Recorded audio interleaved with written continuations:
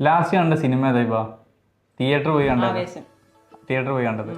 അപ്പൊ നമുക്ക് തിയേറ്ററിൽ പോകാൻ ഭയങ്കര ഇഷ്ടമാണ്. പിന്നെ ഓക്കെ, കുറേ ആയി പോയിട്ട്. കുറേ ആയി. ഞാനും കുറച്ചായി പോയിട്ട്. ഞാനിപ്പോൾ ലാസ്റ്റ് പോയത്, എനിക്ക് തോന്നുന്ന ആവേശമാണ് പോയത്. ഞാൻ ചോദിക്കട്ടെ, നമ്മൾ ഈ പോണ തിയേറ്ററിൽ നമ്മൾ പറ്റിക്കപ്പെടുന്നുണ്ട് എന്ന കാര്യം എനിക്കറിയോ? അങ്ങനെയൊക്കെ ഉണ്ടോ? കാരണം നമ്മൾ വളരെ വലിയ രീതിയിൽ നമ്മൾ ചതിക്കപ്പെടുന്നുണ്ട്. നമ്മൾ പോലും അറിയില്ല നമ്മൾ പറ്റിക്കപ്പെടുകയാണെന്ന്. പക്ഷെ നമ്മളതിൽ പോയി പെടും. എങ്ങനെ? ഞാൻ പറഞ്ഞത്, അതായത് ഇപ്പം എനിക്ക് തിയേറ്ററിൽ തോന്നിയ കാര്യം എന്താ, അതായത് എവിടെയെങ്കിലൊക്കെ നമ്മൾ പറ്റിക്കപ്പെടുന്നുണ്ട് എന്ന് തോന്നിയ കാര്യങ്ങൾ ഏതാ? അപ്പം ടിക്കറ്റ് ബുക്ക് ചെയ്യുന്ന സമയത്താണോ, അത് സീറ്റിൻ്റെ സമയത്താണോ, ഇപ്പം ഫുഡ് ഡ്രിങ്ക്സ് ഏതെങ്കിലും ഒരു കാറ്റഗറിയിൽ നമ്മൾ ചെറുതായിട്ടെങ്കിലും പറ്റിക്കപ്പെടുന്നുണ്ട് എനിക്ക് തോന്നിക്കണോ? എനിക്ക് തോന്നിയത് ഫുഡ് ഐറ്റംസിനെ കുറിച്ച് പുറത്തുനിന്നുള്ള വെച്ച് നോക്കുമ്പോൾ വില കൂടുതലാണല്ലോ തിയേറ്ററിലൊക്കെ. അതെനിക്ക് കാര്യമായിട്ട് തോന്നിയിട്ടുള്ളൂ.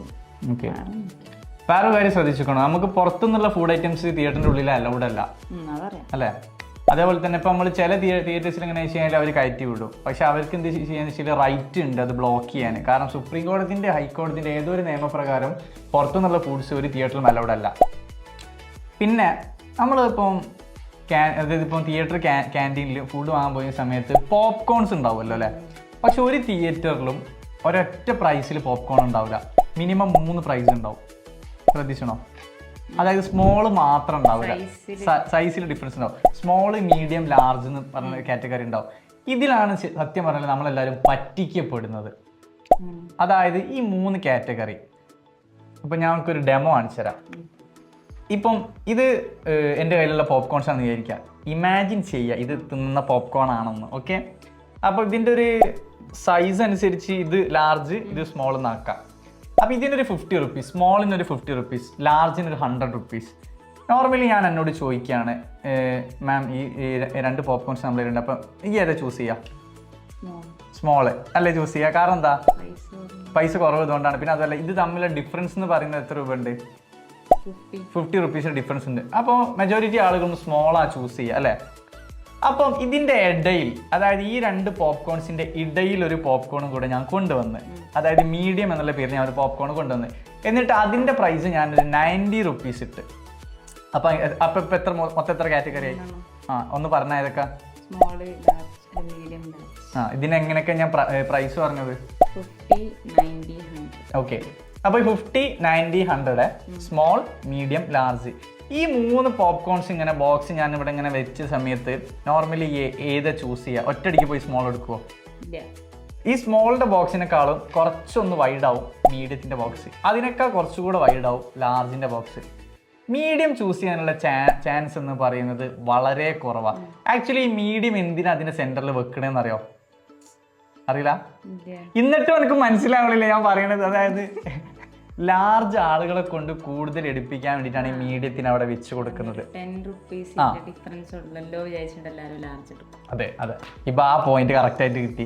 അതായത് സ്മോളും ലാർജും വെക്കുന്ന സമയത്ത് നോർമലി മെജോറിറ്റി ആളുകളും സ്മോൾ പോയി ചൂസ് ചെയ്യും. പക്ഷെ അതിന്റെ ഇടയിൽ മീഡിയം വരുന്ന സമയത്ത് ഈ മീഡിയവും ലാർജും തമ്മിലുള്ള 10 രൂപേന്റെ ഡിഫറൻസേ ഉള്ളൂ, അല്ലെ? ഒന്ന് 90, ഒന്ന് 100.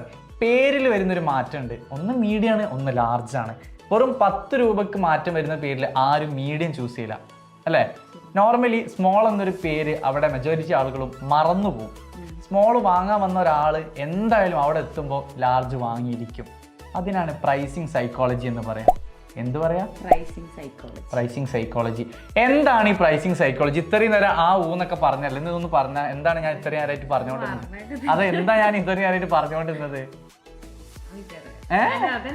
എന്ത് അതന്നെ ഏതന്നെ എന്താ ഞാൻ ഇത്രയും നേരമായിട്ട് പറഞ്ഞുകൊണ്ടിരുന്നത്?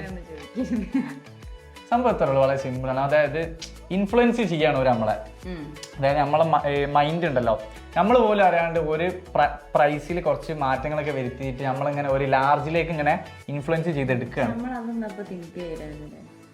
തിങ്കില്ല, അതാണ് ഞാൻ പറഞ്ഞത്. ഒരു നമ്മളെ മൈൻഡിനെ ഇങ്ങനെ മാറ്റിയെടുക്കുന്ന ഇതിനാന്ന് വെച്ച് കഴിഞ്ഞാൽ ഒന്ന് ആലോചിച്ച് നോക്കി. ഇടയിൽ ജസ്റ്റ് ഒരു സാധനം, അതൊരു ഡെമ്മി പോലെയാണ്. ആക്ച്വലി മീഡിയത്തിന് അവിടെ ഒരു പ്രസക്തി ഇല്ല. ചിലപ്പോൾ ചില സ്ഥലത്ത് മീഡിയം എന്ന് പറഞ്ഞൊരു ബോക്സേ ഉണ്ടാവില്ല, അത് ഒരു ഡെമ്മി പോലെയാണ്.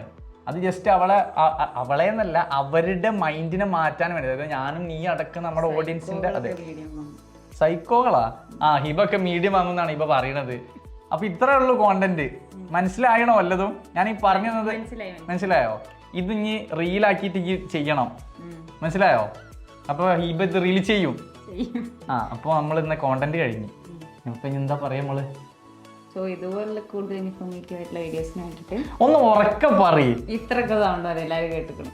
ഞാൻ കേട്ടിട്ടില്ല, ഞാൻ പോലും കേൾക്കണില്ല. എന്താ ഈ പറയുന്നത്?